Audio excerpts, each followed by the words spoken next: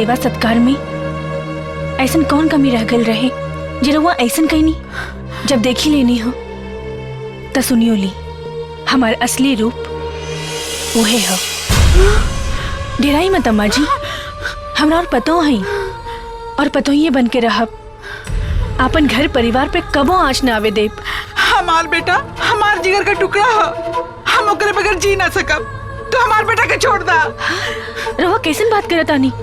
हम अपन पति के कैसे छोड़ सकेनी?